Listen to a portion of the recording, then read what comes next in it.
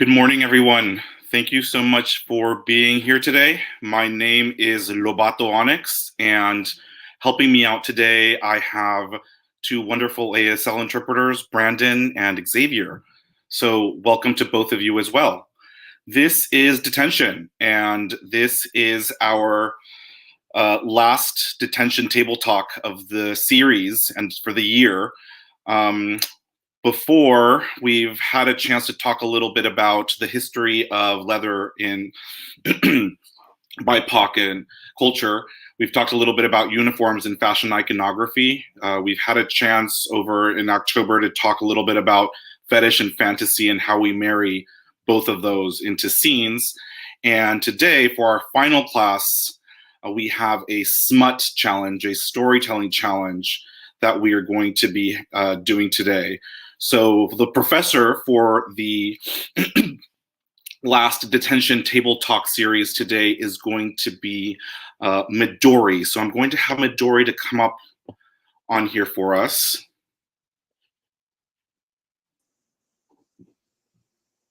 Hello, Midori, welcome. Hello. For those of you who may not know Midori, which I find a little hard to believe, but there's always newbies like myself.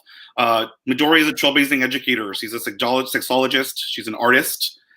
She is the founder of Rope Dojo and Fort Femme, Women's Dominance Intensive. She has penned a book on shibari, the seductive art of Japanese bondage. She has paved the way for the popularity, of rope. Some know her as a supernova of kink. We at ONYX get to call her Auntie Midori, which is not something that everybody gets to do. So Midori, welcome. Thank you so much for being here. I am delighted, and we are going to have a detention. So talking about detention, a little bit at how today is going to work is that Midori is going to be providing a short course on seductive speaking and storytelling. And this is normally a course that takes a number of hours, and Midori is going to has specially adjusted this to be able to do it for us in a short amount of time. So super excited to be doing that during the first part of the segment. We're also going to be asking for a little bit of audience participation as the event goes on. During the second part of that, we're going to be bringing our resident bad boys at ONYX, and I'm going to start by introducing them. And what's going to happen is that we're going to be having a challenge around storytelling. So if we can get started, I'm going to bring them on one by one and kind of introduce everyone. First and foremost, I have Graylin. Welcome, Graylin. Graylin is one of our board members and is the vice president of ONYX. And as high up as that may be, he's probably the one that gets into the most trouble out of all of us. Welcome, Graylin. Hey, it's good to see you. And I have no idea what trouble I ever get in, but I'm all for it. I'm sure Midori could probably tell us about a little bit about trouble, but that's a whole other event. That's different. Who do we have next up? Jay. Welcome, Jay. Hi, good morning. Thank y'all for having me. And thank you, Midori, for being here. Jay sits on the education committee with me. So Jay is partially responsible for what you are seeing today. So thank you so much for being here, Jay. Next up, Lindo, my pup brother, also one of the two people responsible for designing our awesome ONYX anniversary shirts. Thank you so much. This is pretty cool. I get to wear that today.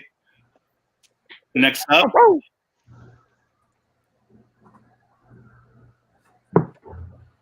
Jordan. I'll be talking about Jordan a little bit later, but thank you so much for being here. Jordan sits on the pledge committee. So he is responsible for bringing in this coming year all of the new pledges and possible brothers that are going to be there, hopefully troublemakers just like him. Orpheus ONYX, thank you so much for being with us today. Hey, oh wait, I don't get anything special? Come on. Your name, say hello, and then I'll tell them what you do. Oh, okay. Hey, yo, what's up? He's probably not going to get out of detention. Orpheus is also one of our board members and has held a couple of different positions on there as well. So thank you so much for being here. Always. And I think that's all of us, right? I thought I had one more person, but that's just me thinking out loud. All right. So what this is going to look like is I'm going to have all of my brothers kind of take a back seat here. I'm going to hand this off to Midori, who's going to start today with our final detention table talk presentation. And after the break, we're going to be bringing everybody back and putting together a little bit of a challenge. So one thing to keep in mind is that we are going to have a break in between the presentation and the second segment. We're going to be talking a little bit more about some announcements during the break. And what you can also kind of keep in mind is that we're going to have our ASL interpreters, Brandon and Xavier, switching on and off in 15-minute intervals. So if there's a little bit of a delay there, just, bear with us. We're working on the back end. So without further ado, Midori, welcome. Thank you so much for being here, and let's get detention started. We're getting detention started, and good morning to all the bad boys, and a big good morning to everybody out in the bleachers. I'm calling you all out in the bleachers.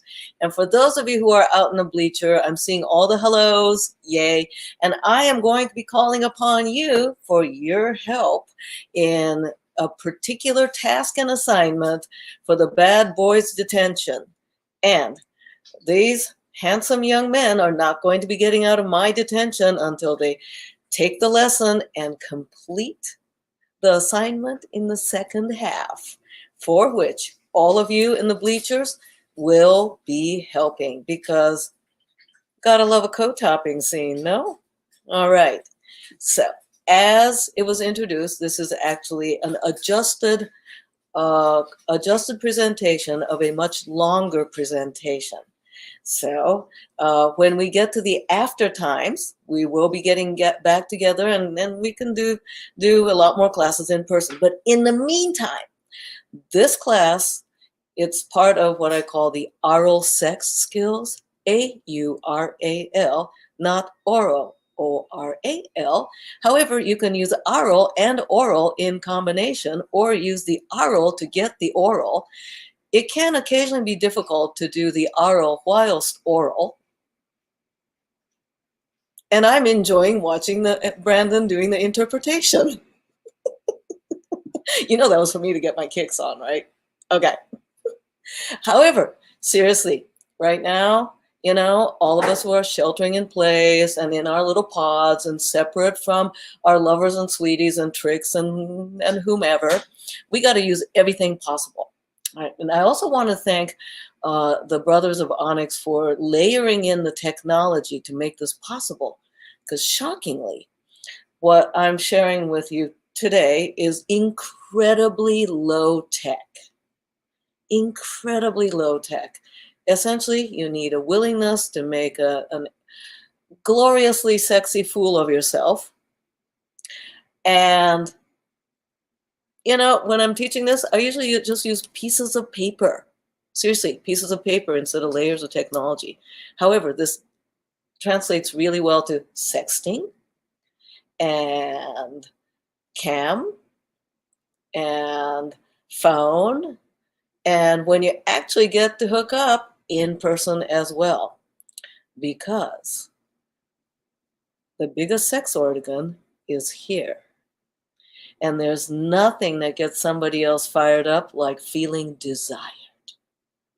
So how to convey desire? Hey, look, you can have all sorts of amazing wacky pokey, bindy, sucky, licky skills. Let's see how Xavier does that. Yeah. Oh, yeah, that's good. That's good. Yes. Okay. And you can have all those skills, but none of it is as powerful as getting the other person to be into you. And because I'm lazy top, if you can get the other person into you, you can be a little lax on the skills maybe. No, I never said that. Never said that. So, all right. So it's all about oral seduction. Okay. Now, folks in the bleachers, I want you to pay attention a little bit.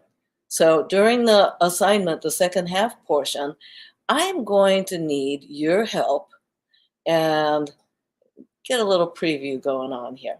A good story needs what? 3 basic elements, right? Because this is all about telling the story. Basic element may include character. See how low-tech I am?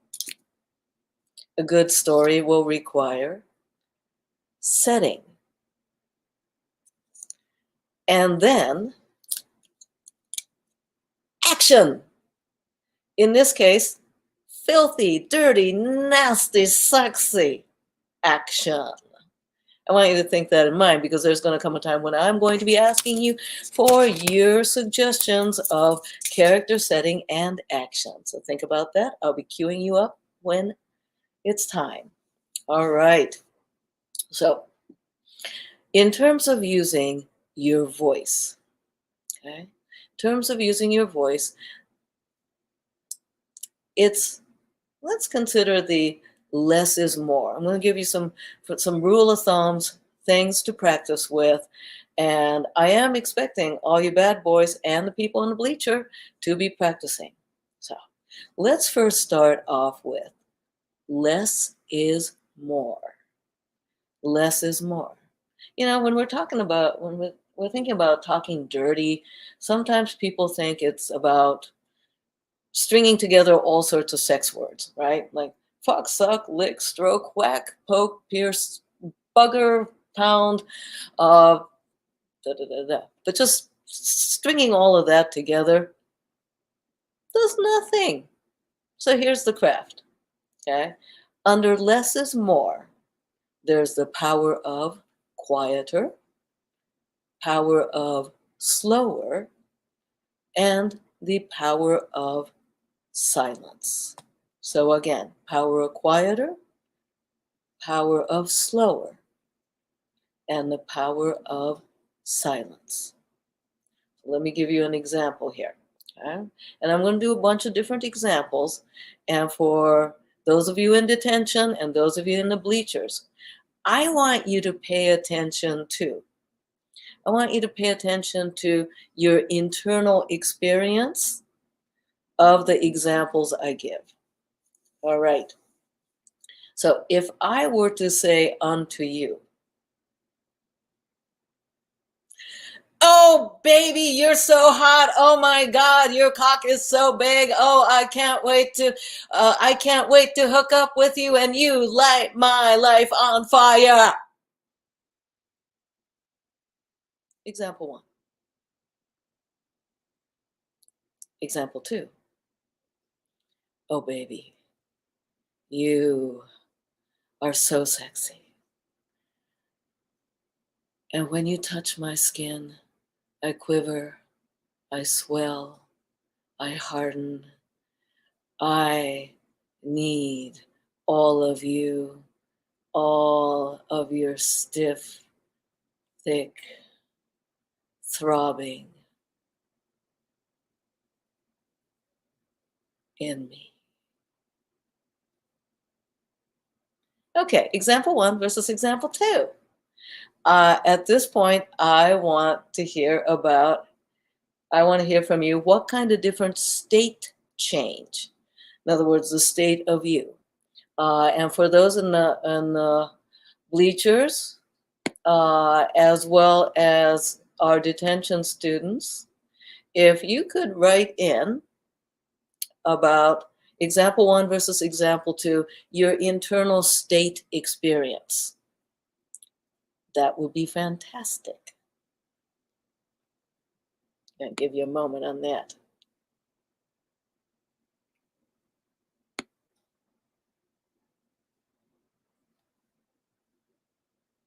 Or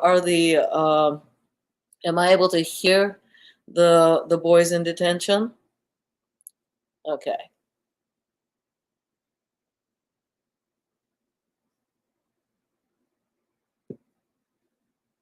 Example 1, I felt defensive and pressed upon.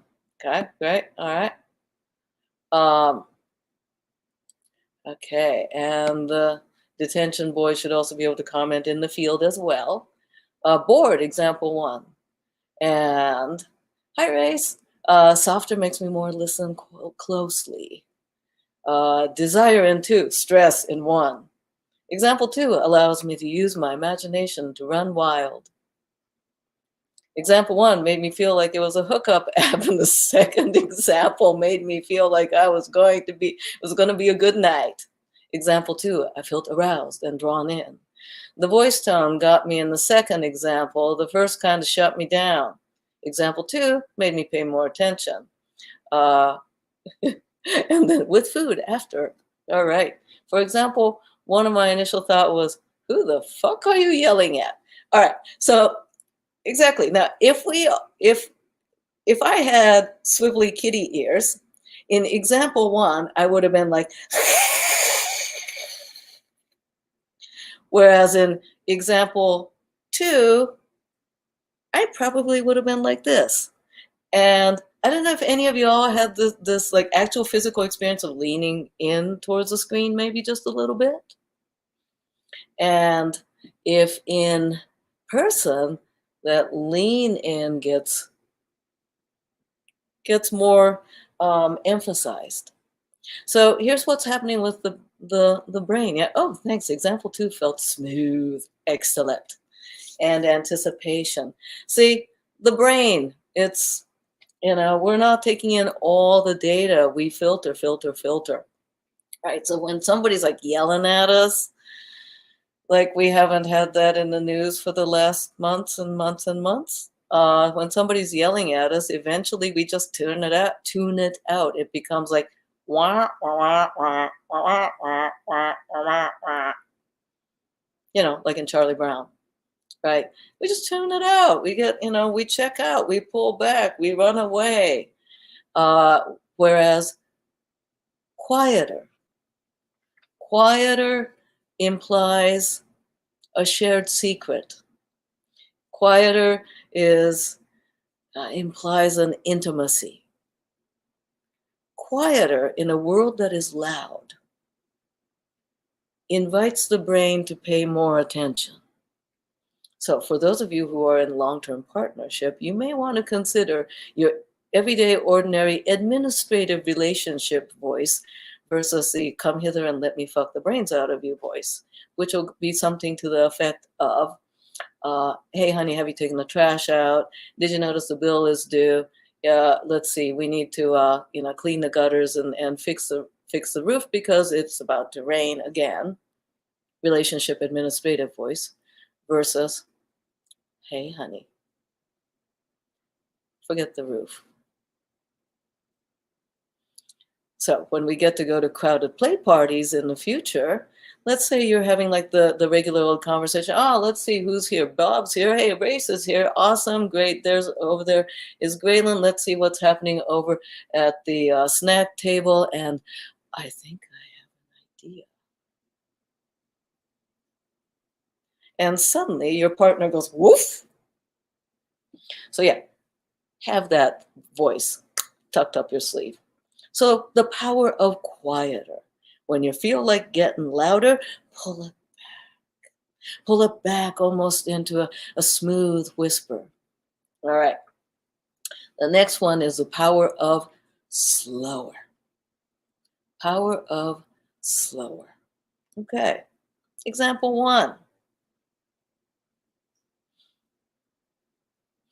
Oh, baby, yes, come here, hurry up, yes, and touch me, stroke me, suck me, and then let me,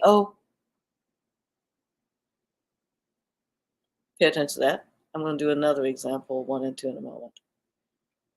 Example 2. Come here, baby. That's it. Take your shirt off.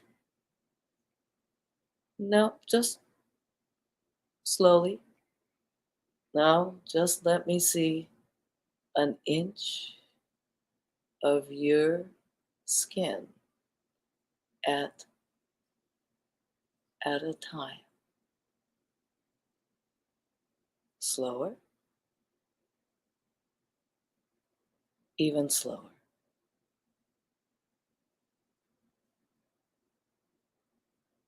Arch your back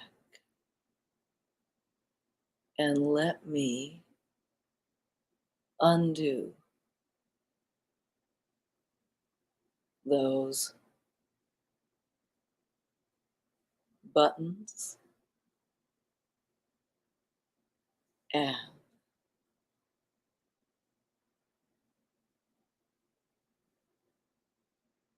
okay. Example 1 versus example 2. Give me state change.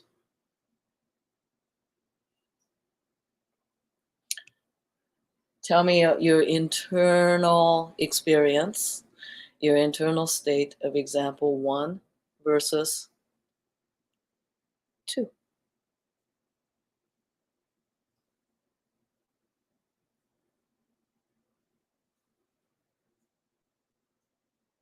And while you're writing your 1 versus 2, let me give you another example.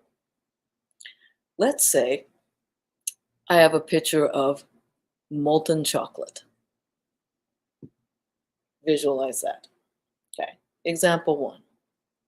I'm going to take the chocolate and I'm going to tilt it over, and then it's going to pour into your mouth, and chocolate in your mouth, down your lips and down your chin and down your neck and down along your collarbone and down along your nipples and then down your belly towards. Example 1. Example 2. I take this picture and pour thick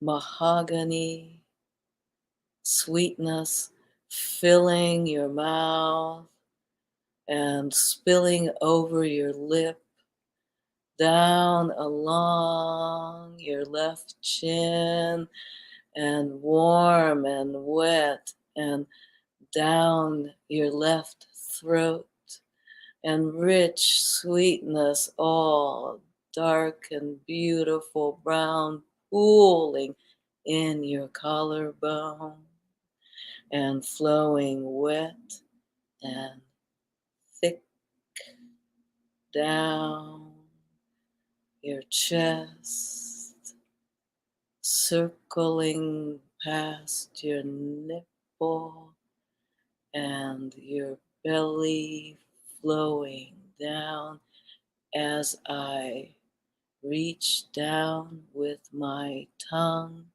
and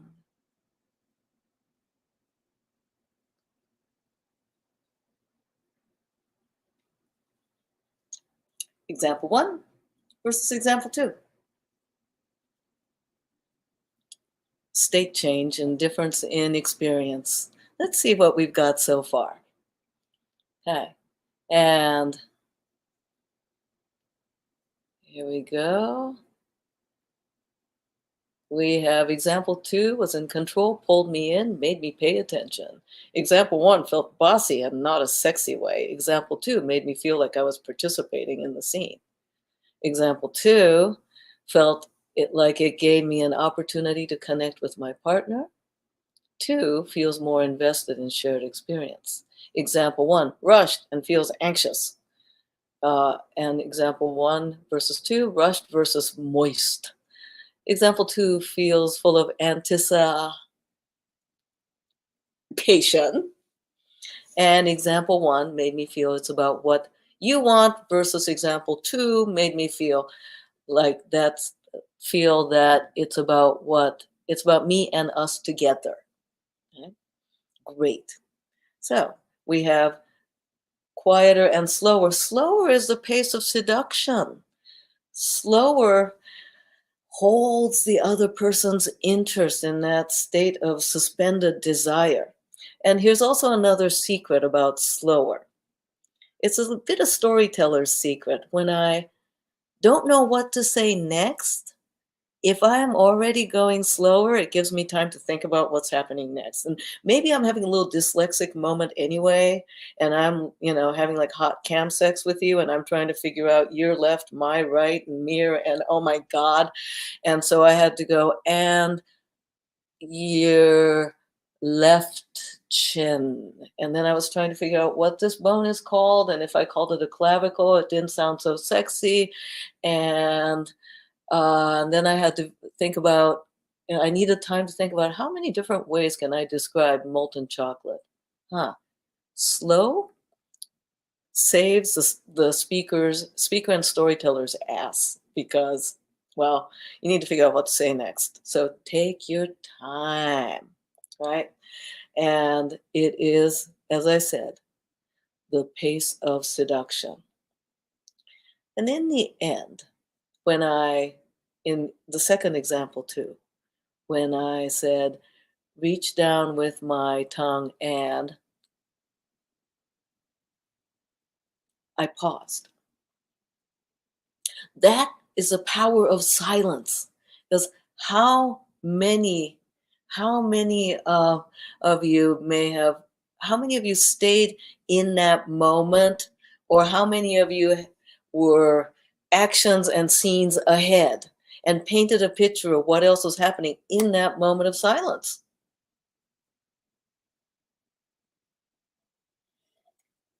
So I would love to know. And in your comment fields, in that second example too, with the chocolate and the tongue and the moment of silence, for how many of you did I go further south? How many of you did I stay in the belly area? How many of you had like a whole different action that happened? This is me looking at the chat field. Let's see, and Aztec Daddy wrote, is there a difference in intonation when it's translated into ASL?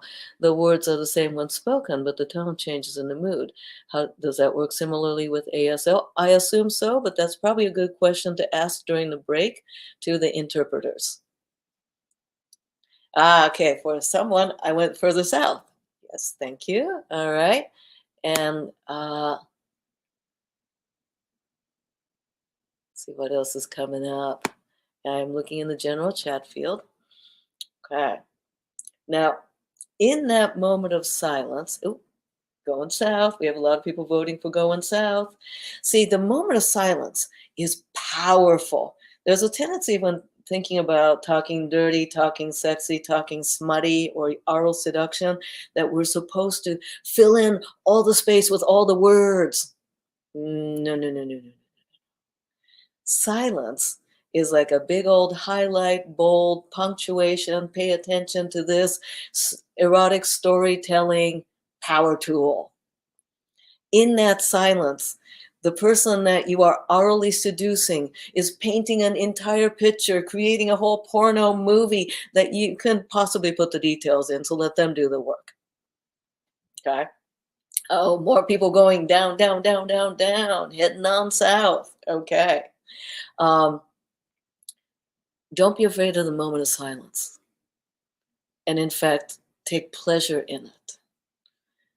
Have a knowing smile, even if you don't know what the hell you're going to say next.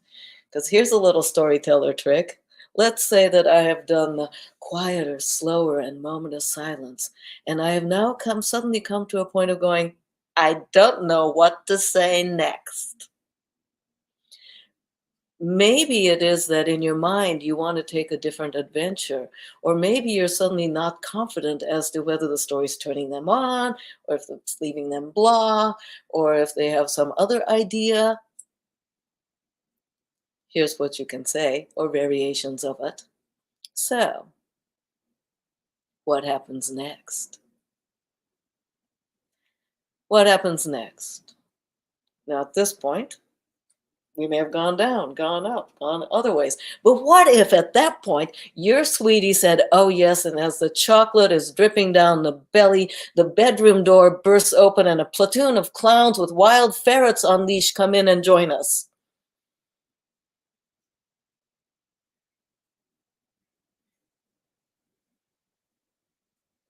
I am enjoying the interpretation on this. Your partner could say that, and that will be very revealing. And depending on what you want to do with that little twist, it could be a fun night, or you may have just found out something you didn't want to find out about that other person. Or maybe both of y'all like some good challenges. And then you're like, yeah, platoon of clown, huh? Well, I guess it's going to be a clown gangbang. Now we just have an entirely different storyline. And deeper into their filthy abyss of their mind, you will go. All right. So whenever you're not sure, toss the storytelling ball into their court and say, and what happens next? They don't have to tell the story back at you. It might be something as simple as, yeah, I want to do that to you next. Then the story would switch up in that direction. Yeah, let's see. Okay, now that brings a great idea. Also find humor sexy as fuck. Yeah, okay, yeah, no. Psycho Clown Gangbang. You're welcome. And I want to be in the bleachers with popcorn for that one. Thank you. So about quieter, slower, and the power of silence. These are things that are exactly opposite of modern life, where everything is louder, more insistent, and fast, and all the moments are filled in with all the different media. So why not go opposite of what is of the norm? People will pay attention to that. Now, at this moment, before I move on to the next tip of what to do, dear audience in the bleachers, I need you to help me come up with short character statements. Here's what's going to happen. We're going to take, with the help of the brothers' technology, we're going to take all these, what would normally be pieces of paper. It's going to be your suggestions instead in the comment field, and they're going to collect it and shake it up in a digital randomizer. And these will be given as assignments to our detention boys. So I want you to come up with challenging character descriptions, okay? And it can be a description like tall, dark, and handsome, short, tentacly, and purple. It can be a name of a historical figure, Caesar, Frida Kahlo. It could be a fictional one like fictional porn leather daddy, let's see, ringleader, a circus performer. You get the idea, right? Okay. So, and it can be really creative. So I would like, as I'm talking about the next section, for you to write down character description. Go ahead, make it hard for the boys in detention, please. And they're going to be collecting this on the back end. So please, as fast as you can, put it in. All right? Good. So you're going to start with character. All right. Okay. Get weird, please, because this will be very entertaining. Next tip, convey intent. Convey intent. When you're using your voice, you're not just creating basic facts and words and definition. You are creating a state change. What kind of state do you want them to experience? All right. So and the intentions behind it. I'm going to say 3 words in 4 different ways. 3 words in 4 different ways. And I would like for you to tell me at the end of it what each of them actually mean. Okay. Example 1. I need you. Example 2. I need you. Example 3. I need you. Example 4. I need you. Okay. In example 1, it was essentially, I am reading these words. I am capable of reading these words. Okay. Now, in example 2, what did I convey? So in example 2, I am hoping that you got my intention, that it was lust and desire. Example 3, I hope that you may have gotten the sense of you are busted. You are in trouble, young man. And the last example, example 4, might have been, help, help, come help me. I'm feeling anxious and scared. So think in terms of, feel in terms of the effect you want the other person to have. Convey intent, right? So convey intent. Now, combined with conveying intent is pace, rhythm, speed, and breath. Again, pace, rhythm, speed, and breath. Okay, so we're trying to convey an intent. Now, in terms of the intent, right, using pace, rhythm, speed, and breath, what are some of the intents we might have in hot, sexy times with and smutty storytelling, whether it's a hookup or partner of decades?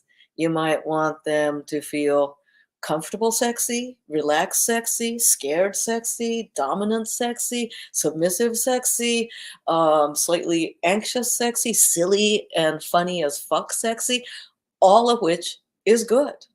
But you got to deliver it right. All right, so let's see. Let me give you an example here. And I am going to read a not sexy thing. Well, right now, travel is sexy. I just pulled this out of my bookshelf behind me. Okay. Maui, must do hikes for everyone.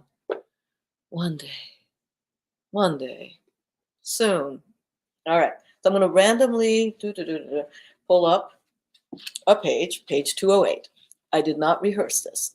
I am going to read it in pace, rhythm, speed, and breath in one example and then a second example. I want you to pay attention to your internal physical and mental state. Right. In the meantime, I'm seeing some good characters popping up on the side. Excellent. Trail description. At an elevation of almost 8,000 feet above sea level, Hosmer Grove sits in Maui's cloud forest belt, which encircles the upper slope of Halikana volcano like the ring of Saturn. The weather here is quite unpredictable, with the rain showers always possibility, especially later in the afternoon. High annual rainfall makes the forest cover thick, and both native and exotic botanical species thrive here. Shady Grove comes alive with birdsong, especially just after sunrise. Colorful native honey creepers and... Any of you all bored yet? Because, like, I am. And I'm kind of assuming maybe you are. All right. So let me add pace, rhythm, speed, and breath. Example 2. Pay attention to your state. Trail description. At an elevation of almost 8,000 feet above sea level, the grove sits in Maui's cloud forest belt, which encircles the upper slopes of the volcano like the ring of Saturn. The weather here is quite unpredictable, with rain showers almost a possibility, especially later in the afternoon.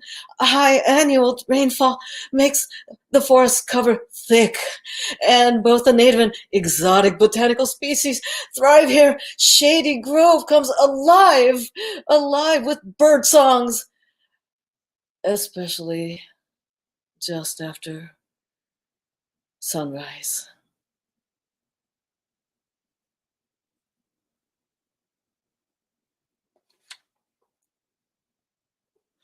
I hope that was a little more interesting in example 2. Anyone want to go hiking before sunrise in Maui with me now?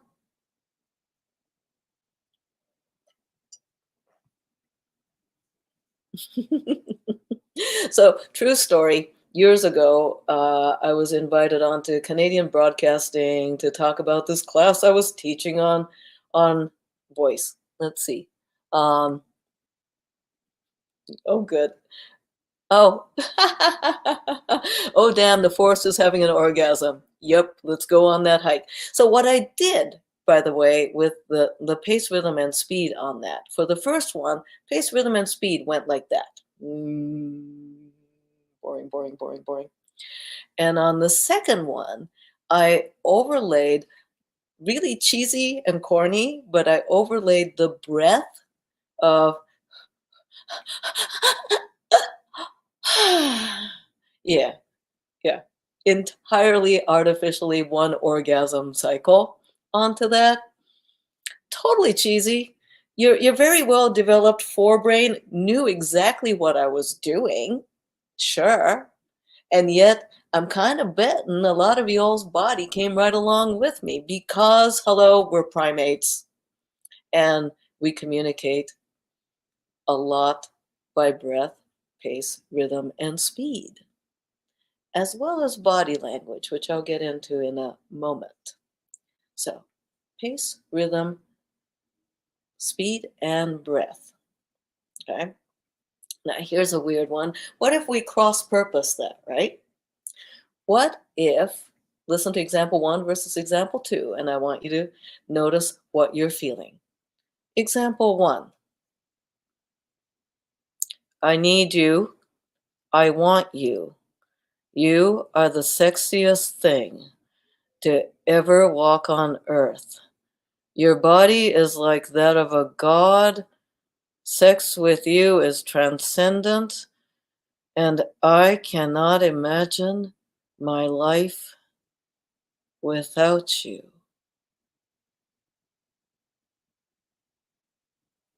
Example 1. Example 2. I loathe you. You're disgusting, despicable, and if you were the last human on earth, I would rather be attacked by wild boars, torn limb from limb, rather than to be touched by you. I'd rather die of gangrene than you. Okay. Example 1 versus example 2. I'm curious as to what your feelings are. And write those in, would you, while I'm checking the characters. Let's see. Example 1 versus example 2. Did it feel a little confusing? Incongruent tone and content. Yes, incongruent tone and content. How did you feel? Imagine if somebody were saying example 1 or 2 to you. I intentionally made the words and the performance or the vocal use technique of the words opposite. Example 1, stalking. Example 2, lust and sexiness.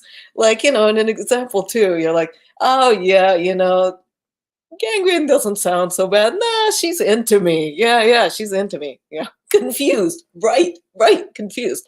So imagine, okay, if you were actually straight up trying to create a comfy, loving, sexy scene, okay? I feel strangely attracted to suffering example 2. Excellent. All right. And somebody wrote, number 1, I felt somebody with unhealthy attachment. Number 2, I felt like legitimate disgust and sadism. All right. Strangely attracted to suffering in example 2. So if we were to design and want a comfy, cozy, straight up, I desire you loving scene, maybe mixing it up is not, mixing up the words and the tone may not be effective. And somebody wrote 1, intense, and 2, sensual. However, if we are designing a mindfuckery scene, or a consensual non-consent scene, or consented upon kidnapping scene, don't you think that confusing words and intent might add to that, along with the jail cell and the chainsaw sitting in the corner? Not that I'd ever use a chainsaw in a scene. Ask me about that later. So, if you want to design a mind-fucked, fucked up scene, consider mixing up the words and the intent, pace, rhythm, and speed. Now, dear bleachers, you have come up with some excellent characters. Now it is time for you to list a whole bunch of settings. Want you to list a whole bunch of settings. Settings could be like, in a house, on a house, under a house, in a car, in a jail cell, in a spaceship, in a clown tent, in a clown car. A dark and stormy night, a castle upon the heath. The back bathroom,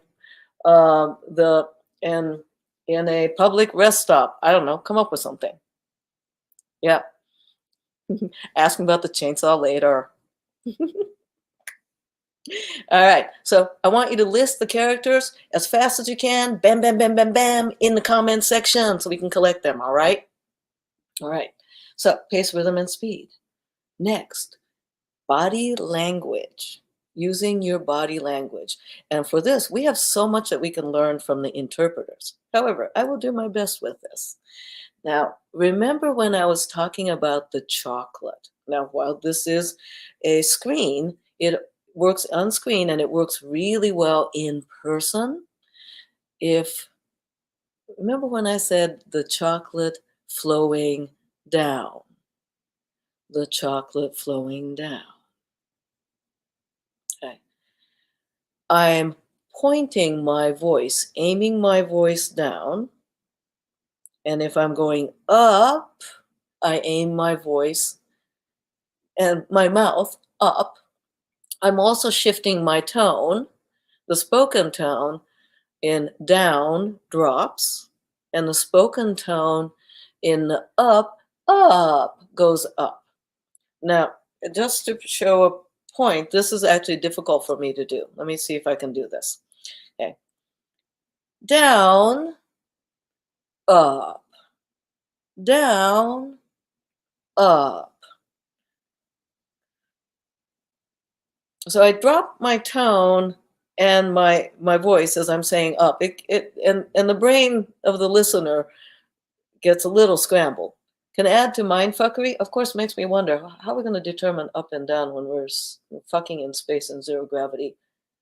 But that's a whole nother fantasy of mine one day. So something as simple as down and up. Now, I'm sure many of you have heard like consultants and such talking about, if you've worked in customer service and if you're on the phone, they'll say, put a smile on your face.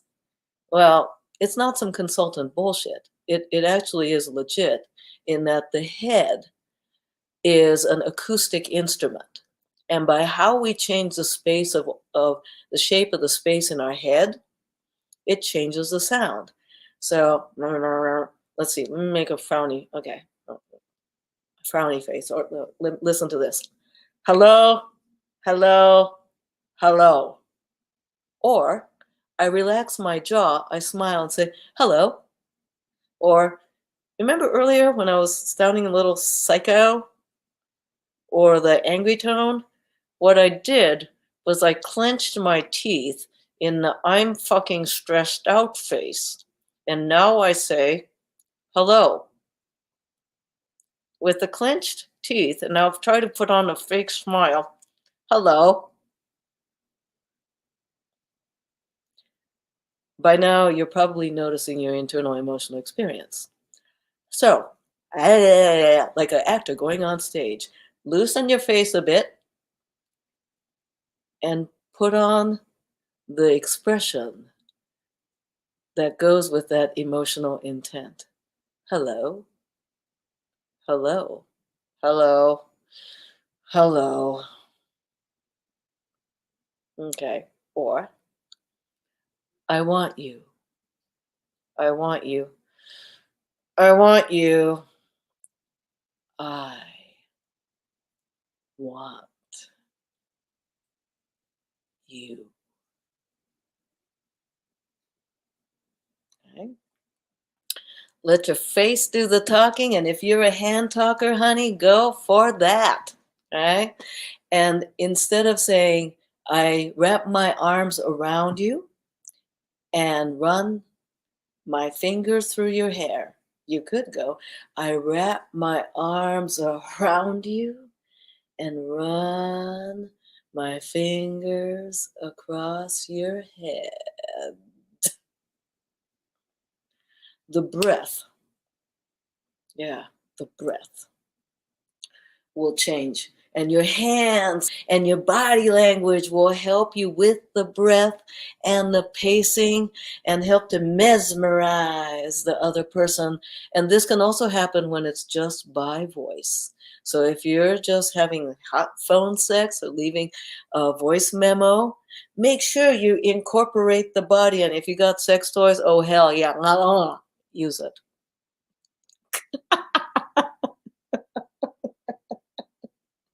All right.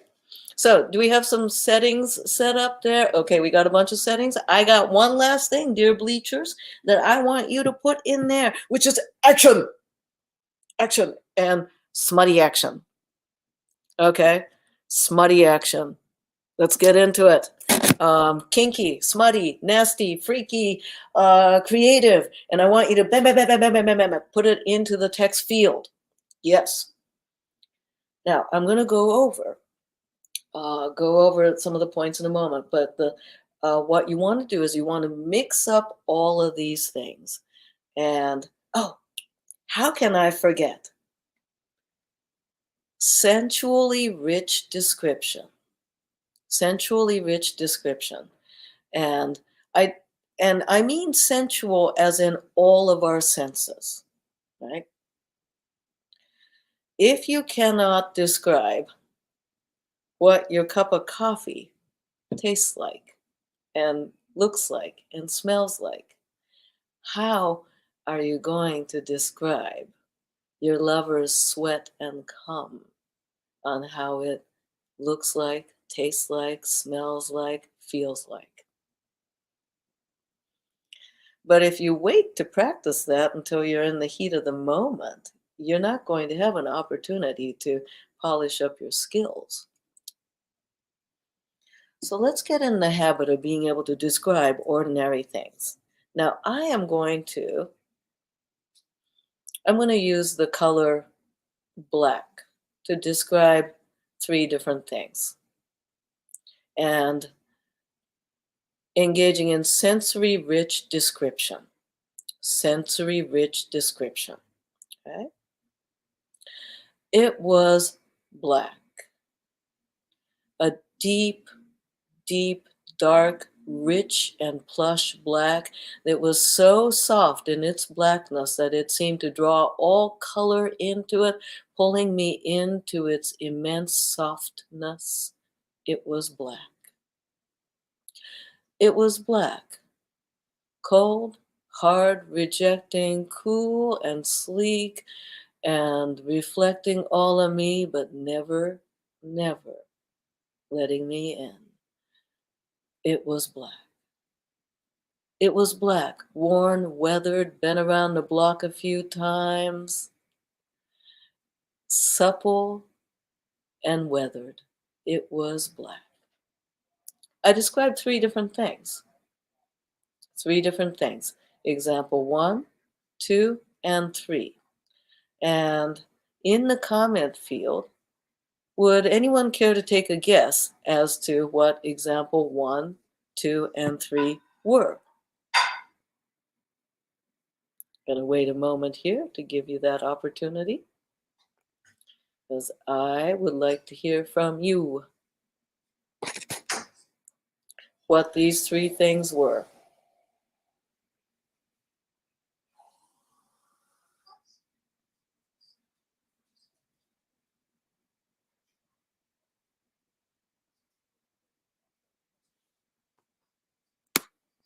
I'm also going to encourage you to continue writing Action, action, action. Fucking, licking, buggering, whacking, poking. Da-da-da-da-da-da. Okay. So, I'm curious to see example 1, 2, and 3. For example 1, did anyone get velvet? Okay. Example 2, perhaps you got metal. I was actually thinking of a shiny car. And example 3, if you got leather, you make me very happy. Okay. Oh, a black fur coat. Lovely. Yes. So now, does velvet or fur have any deeper gravitational pull than anything else? No, it doesn't. It wasn't exactly rational, but it made sense, right? Warm bed, very good. Example 2, description of classic Cadillac. Thank you. I was thinking a car. Yes. Okay, good. A cold night, right? So when describing something, go ahead and be surreal. You don't have to be literal and factual. Okay? If a leather jacket like got up and walked around the block, and that would make no sense at all, and yet it made sense into our mind and our heart. So go ahead and get surreal, get into sensory rich description. Okay? And I'll talk a little about a daily sensory meditation practice that is fun, easy. I'll talk about that after the break. Now, I am going to ask of you to make sure that we got some actions put in there. I need some more actions for the storytelling exercise. So put into the text field, action. Filthy, sexy, naughty, dirty, smutty, action. Keep writing that in. And our lovely brothers will be collecting that to make a randomized game card for our participants. Get weird. All right, at this point, I want to turn this over to our lovely hosts.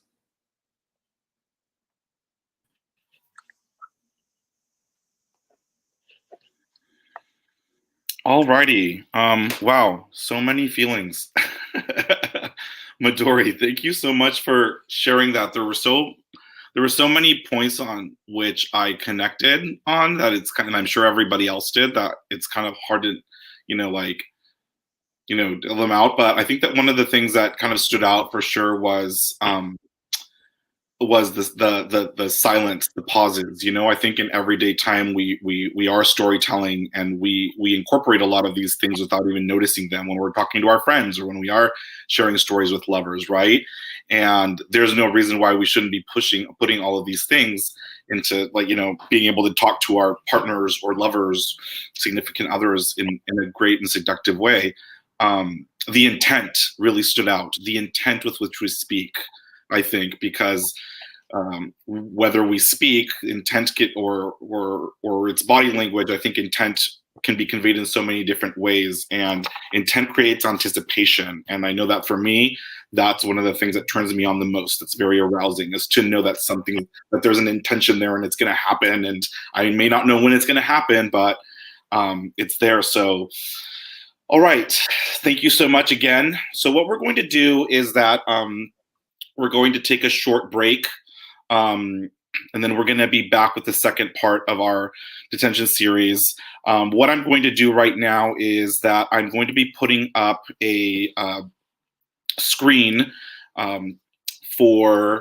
I'm going to be putting up a slide around donations. As you well know, ONYX Northwest is a nonprofit organization, and all of our education series, both virtual and in person, are provided, up to now, have been provided free of charge. However, we do ask that if you have the ability to be able to support us in that, and to be able to provide us with some support on that, to do so through either Venmo or Cash App. So what I'm going to be doing right now is sharing my screen and putting up a, one moment, putting up a slide.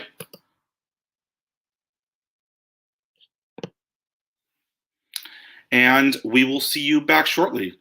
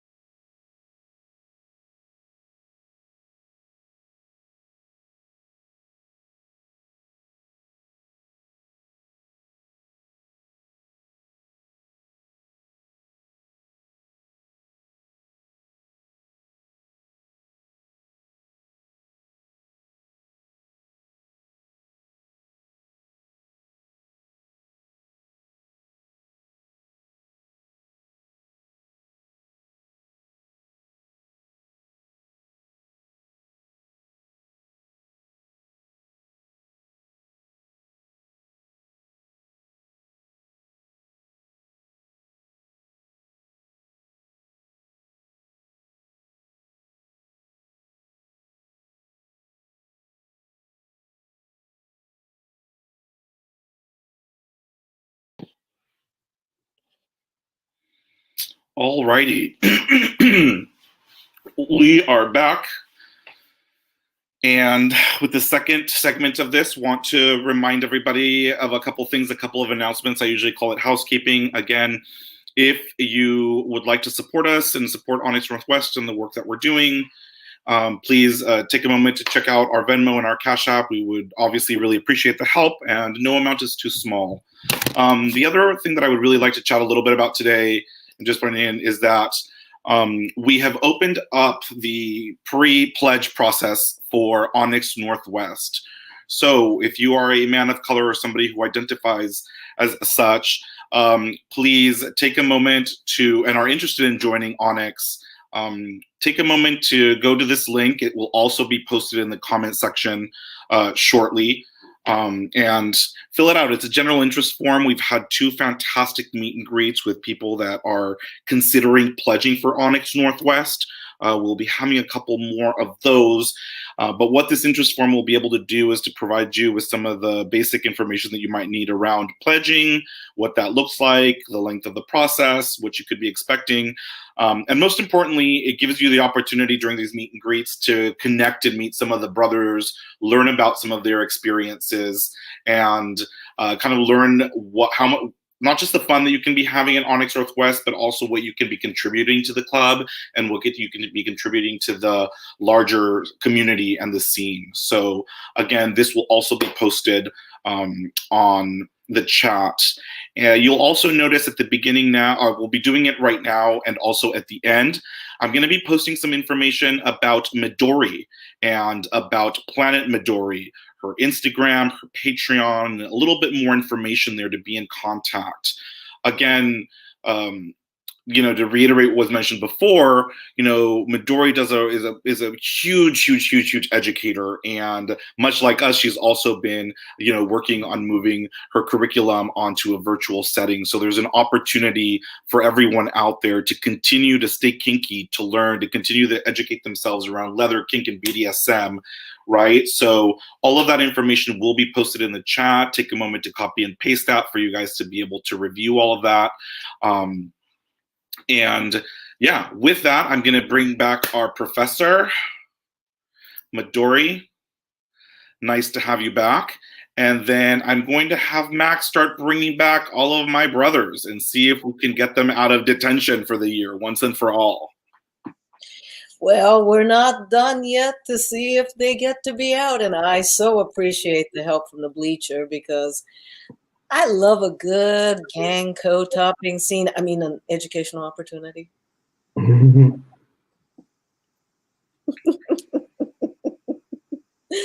Oh, so right. just to reiterate, if you guys want more information about Midori, the information has been posted there. So yeah.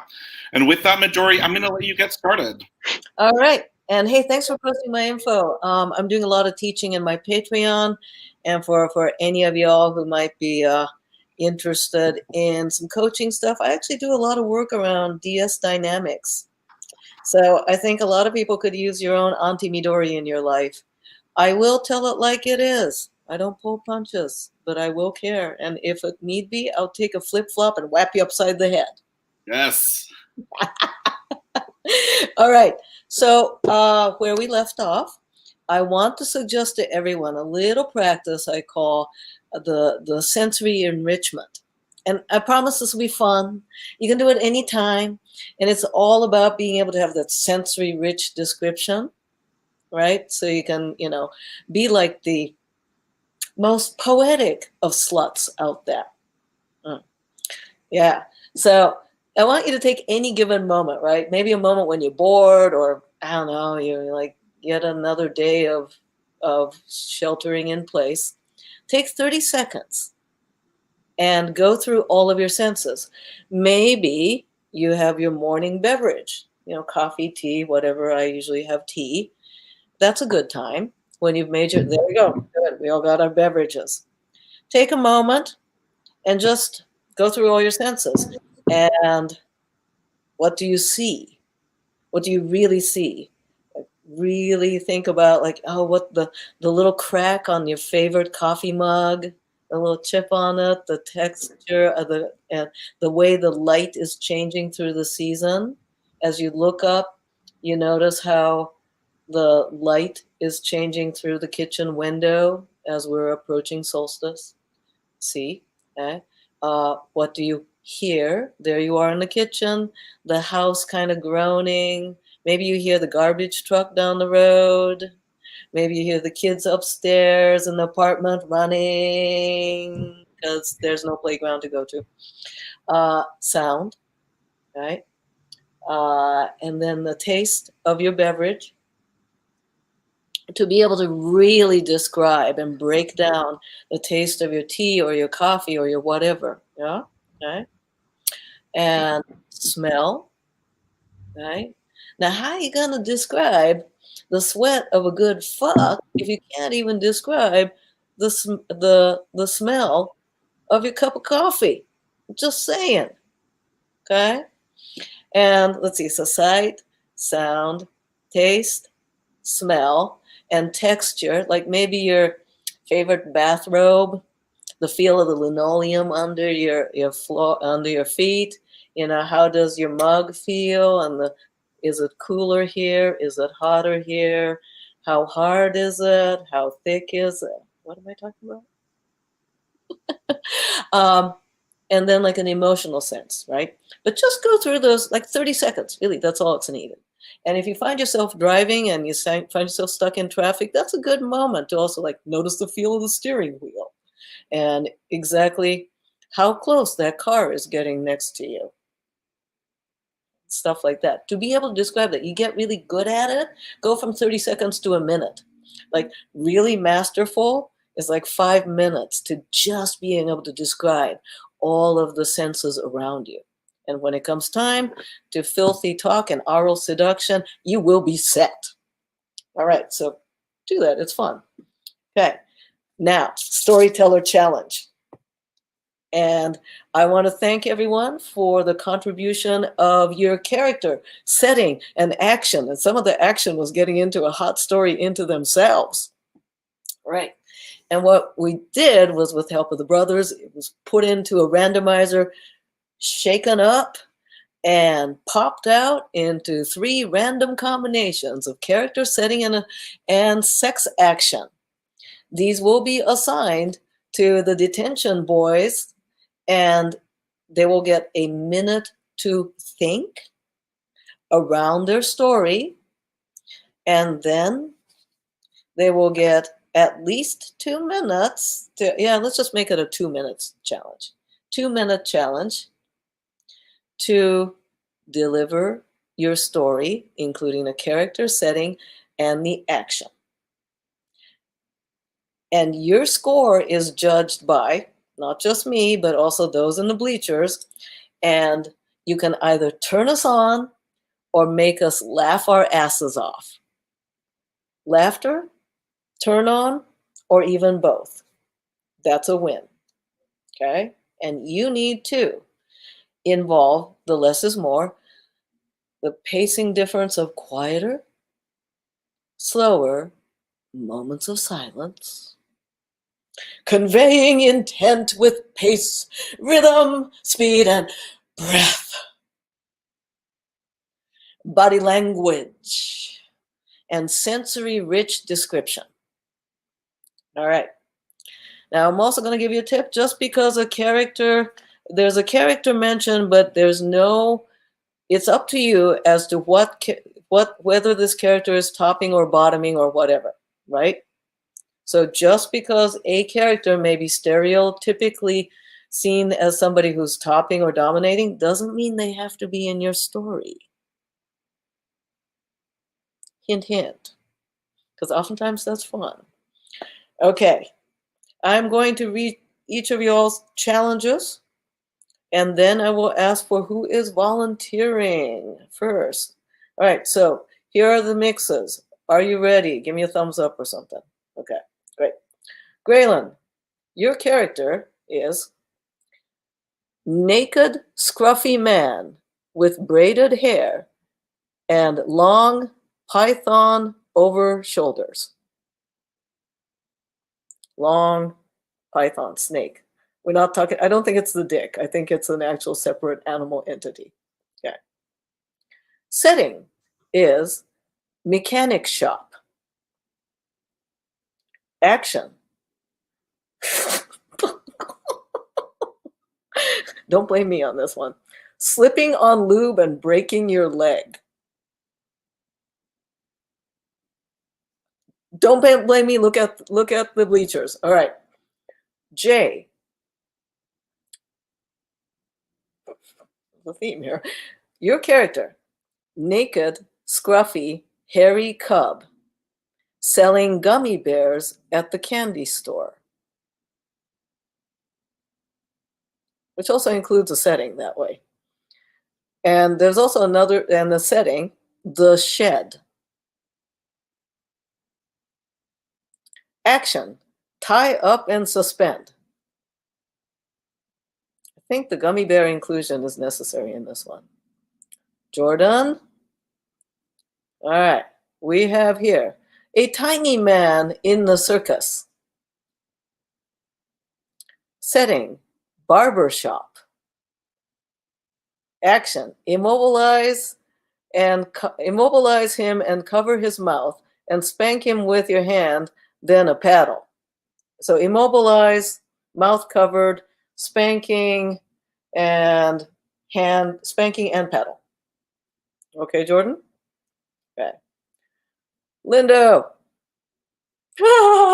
Whoever did this, Oh, I God. love you. I love you so much. Whoever suggested this.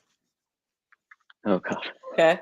Spock in dressed leather. Spock in dressed leather. And Jordan is jealous. I can see, okay? And location. Porta potty behind Home Depot. Oh, God. Action. Smooth, long, silky cock slapping the face of a bound and gagged pup. Ooh, this is some slash fiction, man. Orpheus, ready? We got Robin with Batman. So you got a pair, Batman and Robin. Okay? So, but main character is Robin with Batman. Location. In a camper deep in a North Dakota snowstorm. North Dakota snowstorm camper. Action, pissing. Y'all got that, boys? Okay, I'm going to give you all a minute while I have a nice conversation with the bleacher reviewing some of the points. Midori, one thing, Orpheus, on that one, Batman and Robin, in the randomizer, it said that Batman was tied up. So I just want to add that. That was missed there. That was on me. So Batman is tied up. Already tied up. Okay. Woohoo. And I'll hand it back to Midori. All right. Any other questions on the character setting and the action? And your objective is either turn us on and or make us laugh our asses off. I had a silky cock slapping a pup. Yes, let's see. It is a smooth, long, silky cock. Smooth, long, silky. Slapping the face of bound, gagged pup. Down gagged. Thank you. And I have immobile, yeah. Spanking. Yeah, spanking, covered mouth, and paddle. Okay. And of course, take these kernels and embellish the fuck out of it. Add other things as needed. But some ways, it's kind of like, you know, those cooking shows. These are your basic ingredients. And then jujut. Juj. All right. While y'all are, I'm going to set this timer on 1 minute. And let me review with our lovely folks. Oh, and for the bleacher and for the rooms, something you can do. If you have a long-term partner situation, whether this is long distance or sheltering in place together, you can essentially have an equivalent of 3 little jars where you put in characters, settings, and action. and challenge each other. So instead of strip poker, it's like strip storytelling. Now, you want to bias it towards, if you like a certain something, like if you like, bondage, you can like bias it towards like put lots of like tied up with rope, tied up with chains, tied up with saran wrap, tied up with an octopus, tied up with, all of that. If you have a group game, because this might also be fun to randomize and do it in like a, oopsie, there's the timer, do it in like a Zoom group party, is randomize and do this as an event, right? And in person, you can also, oh, and by the way, I give extra points for pantomiming and extra points for performative storytelling.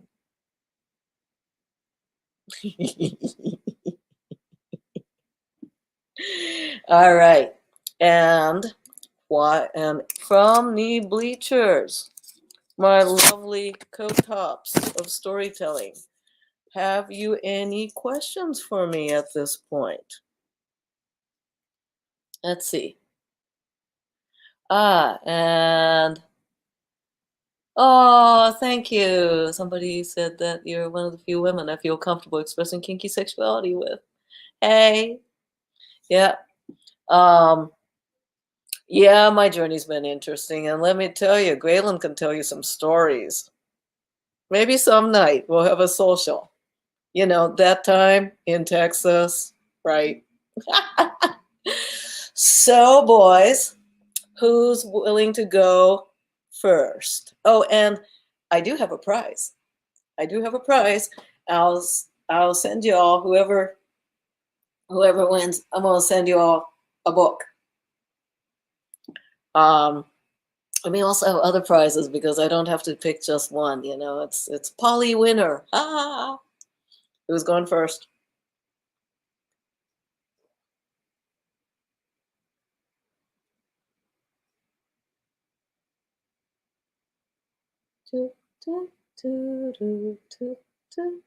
I'm about to randomly assign somebody. And let's see. Jay. Can we center the screen on Jay? Jay and the interpreter. And I need to be able to hear you.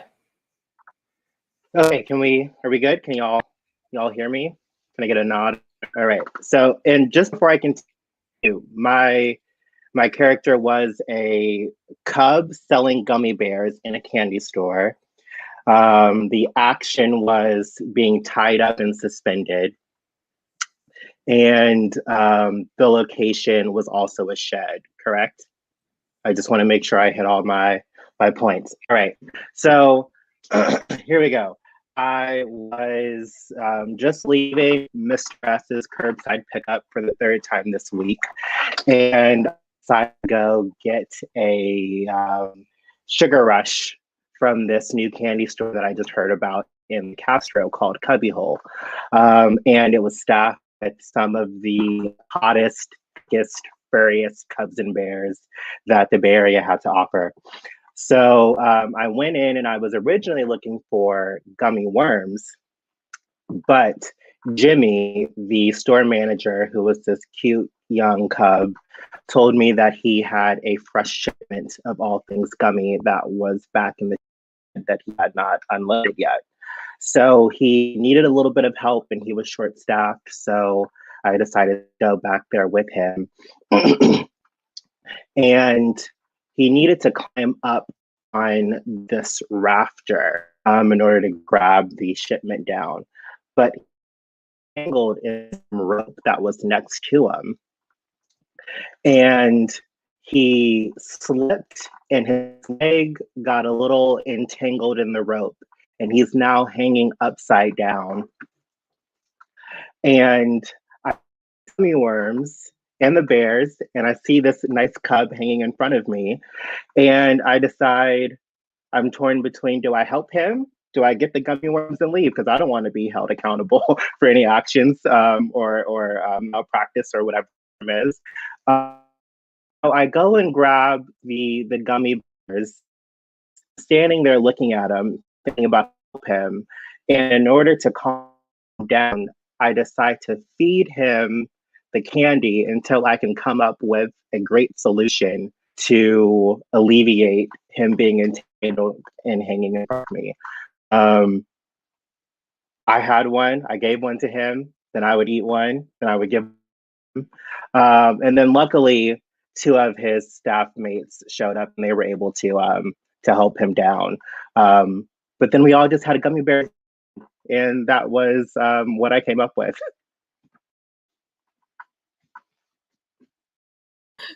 Oh my God, adorable. And there really should be like a shop with like bear candies sold by bear cubs.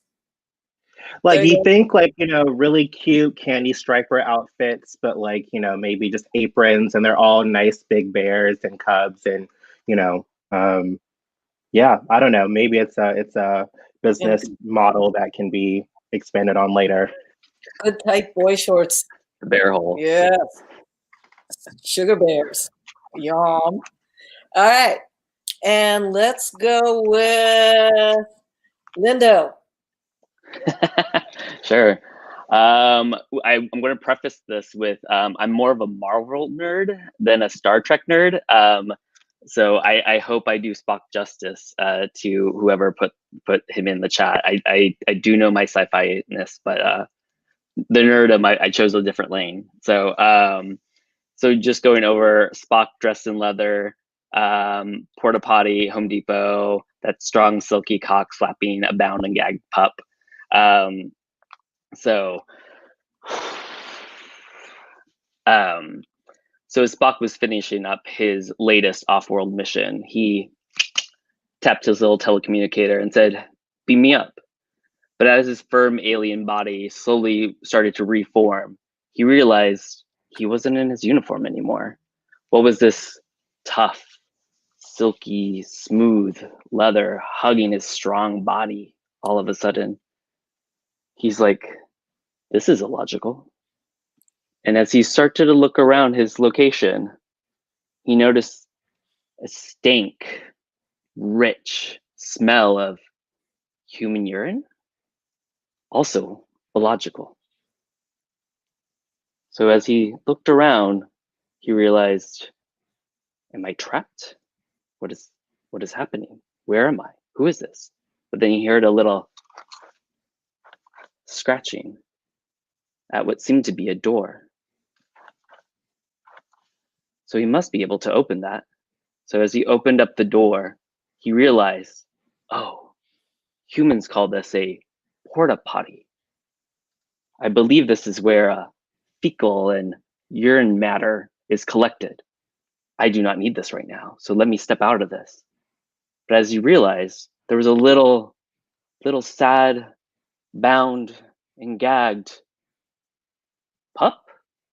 No, this isn't a bio pup as humans call. This must be a kink pup.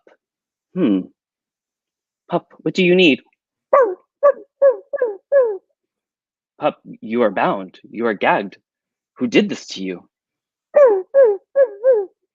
Well, I must conform to earthly measures, and I think you need a little spanking. So he gave him a little tap on the tail, a little tap on the face. But the pup just seemed to want more.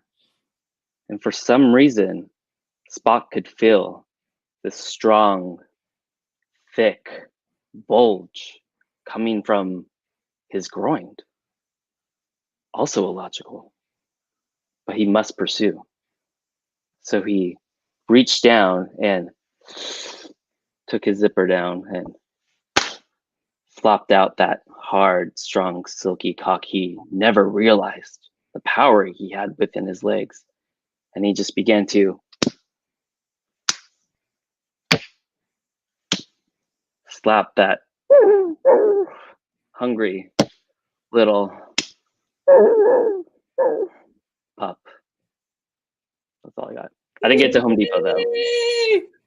Oh, let's hear it for the Prime Directive. Gracias. Ooh, good one. Great one. Yeah.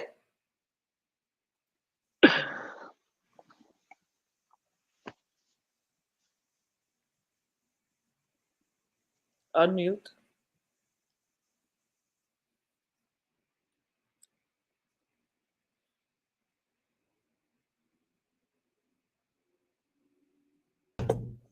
Okay, there we go.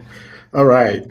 So I have a naked, scruffy man with braids and a python in a mechanic shop, and there's a slipping and a breaking of the leg.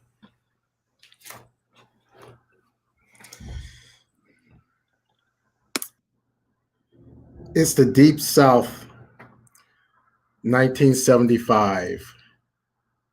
The sun is going down. I'm in my hometown of Birmingham, Alabama. I'm running to get away from pretty much everybody. I see a mechanic shop that's open. I run in, I slam the door. I'm running across the floor. I slip in this oil, I fall, and I can't get back up. As I lay there, I see this really sexy, scruffy man about 5'7", still smelly from the oil, smelling like cars, smelling like the bathroom that's always in the mechanic shop. He walks over to me and he towers above me. His long braids suddenly start to move. One of them comes down and it's a snake. And that snake slithers down his body and wraps itself around my leg and holds me there. Another braid comes down off of his head. It's another snake. It wraps itself around the top of my leg and starts to form a splint there. Soon another snake comes down from his braids. That snake joins into the other snakes and they start to lift me up like a hoist. And now they're hoisting me upside down from the top of the mechanic shop. I'm laying there as this guy takes a couple more braids from his head. He starts to wrap them together and weaves himself a whip. As I'm being strung there, he starts to swing these whips around, and I feel it smash against my back. The blood starts. Time. Damn. Oh, that was good. Okay. That was just getting juicy. I hated calling time on that, but there we go. And Okay. Got that. Yeah, let's go with Jordan. All right, can y'all hear me okay? Cool. So this takes place in the Bearded Lady Barbershop with Leslie, who is the barber and the ringmaster.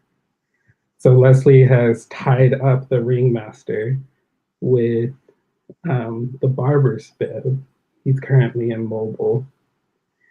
Leslie's gotten down from his stool that he uses to cut people's hair because he's quite short, but he's got the barber tied up. He's got the ringmaster tied up and notices that his thighs are a little exposed. And so he takes the wooden brush that he was using to finish the fade and smacks his thighs a couple of times. He's gotten the ringmaster a little hard and a little raw, and he takes the aftershave and dips it on his thighs. The ringmaster feels the sting of the alcohol and it's a little rough and painful, but good. There is a lot of at this point there is a lot of sweat in the air, and you can smell it mixing with the alcohol. The ringmaster is getting really flustered, wants things to stop, but he keeps going. Leslie keeps going and keeps going. As the ringmaster is about to cry out, Leslie stops and stuffs in the paper collars that he uses to line people's necks into the mouth of the ringmaster. No one's going to hear this anymore. He grabs the ringmaster's cock and begins to stroke it slowly, using the sweat that has been built up over the course of the scene. Time. Love the detail with the paper. The detail with the paper, brilliant. Oh my God. Snap. And now, Orpheus.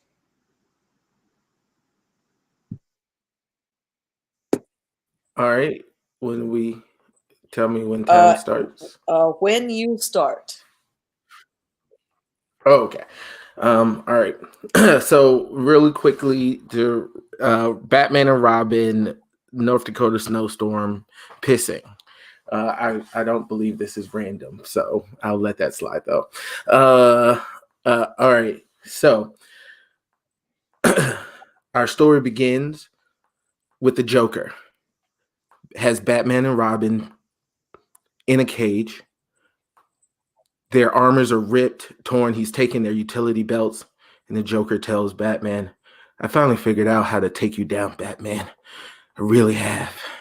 I know how to humiliate you and bring you to your knees. And then he leaves out of a door. Robin is there with Batman, and Batman has a gigantic gash on his shoulder. He says, Robin, I can't go any further with all this blood dripping. We have to take care of this. But Batman, before we take care of this, we have to do something about all the blood. We have to sew you up. He's like, yeah, let's get started. But we have to clean this off. So Robin pulls out his cock and starts pissing on Batman's shoulder. Good boy, Robin.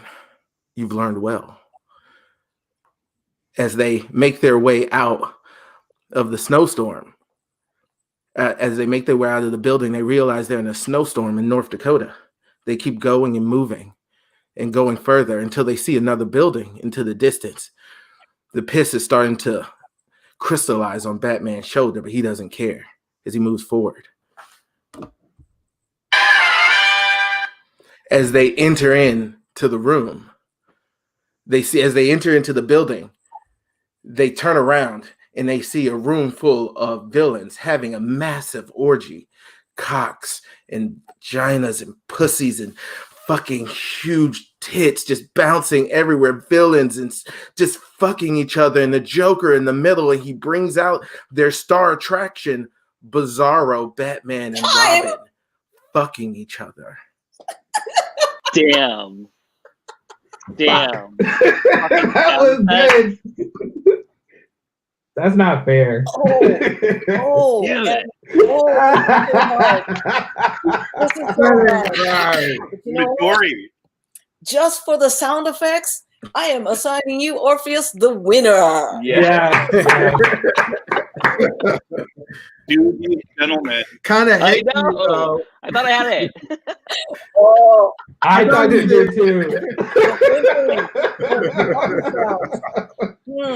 Puppy sounds very well practiced. Yes. Yes. Oh my See, God. you went last. That's right. Oh, Yeah, Hey, time. don't hate so the player, hate the game. So, that's the end of my presentation. Thanks for Midori. having me. Oh, thank you. Do these gentlemen get out of detention? Please. I want to go play. I want to go to North Dakota. Oh, your begging is awfully cute. So I have a question, Midori, if that's all right. Yeah. So let's say that you have someone there and you're edging them, which I hate when I'm being edged, but I love edging other people. And you're trying to build up to the coming part because that's always the good part, I think. Is it better to speed up as you are trying to build up to the coming part, or do you want to just kind of keep your pace and keep your voice low and rhythmic? You know what I mean? I think it depends on the story you're telling. So, like with your story, keep it low and rhythmic, but Orpheus's story, I think, would be going like, fucking harder and faster, right? I think it depends on the story. Okay. Yeah. It's kind of like music in a movie, in horror and suspense, it's like, where like, action with all the like Fast and Furious stuff, it gets all faster and faster. Yeah. Okay. And while we're talking about rhythm and pace, I want to go back to a question that was asked in our comments a little bit earlier. And it was, is there a difference in intonation when it is translated into ASL? The words are the same when spoken, but the tones change mood. Does it work similarly in ASL? So I think the broader answer here is going to be yes. And you want to depart from the point of remembering that ASL is a language in and of its own, right? So there is tone, there is mood, there is intonation. You can provide intent, right? And tone and mood are going to be set by the speed, just like you would in spoken English. And facial expressions becomes much more important. They can be exaggerated. They're usually exaggerated in ASL. And to be honest, having these stories being told today, having Midori giving her performance today, at least for me, and seeing that also from an ASL perspective was mind-blowing, because they were adding a beautiful visual to all of the sexy acts that people were having, that people were sharing. And it ties into what Midori was talking about, body language and movement and performance and all of that. So a huge thankful to Xavier and to Brandon today. If I can have Brandon come on just for a minute, if that's still okay. I don't know if we can do that, Mac, but I would just really like to say thank you so much for being here today. Thank you so much for making this experience so much more rich and meaningful for all of us here. With that, I think that I'm going to close this out. 2 minutes to spare. It's going to be right on time. This might be the first time we finish on time. But I want to ask Mac. He's going to be posting, again, information about Midori in the comments right now. If you want to follow Midori, take one of her courses, participate in this, please do that. He's going to be posting our Venmo information and our pledge link. ONYX Northwest, you can find us on Facebook, you can find us on Instagram and YouTube. You can go browse our content there. And I want to finish with a big thank you. Midori, thank you for having us today, for getting us out of detention, for being that auntie that we've all been needing during this time. Wait, did I actually say you're all out of detention? I don't know. No, you did not. I want to be clear about that. Well, the holidays are coming up, so now pay attention to the details, young man, because if you had closed this before I'd agreed to it, you would technically still be in detention. But I release you for holiday breaks because you'll get in trouble again next year, and I'm sure you'll find yourself in detention again. True. Boys, brothers, troublemakers, all of you, thank you so much for participating today. Love you all. Thank you. Thanks, Midori. Thanks. Bye, guys.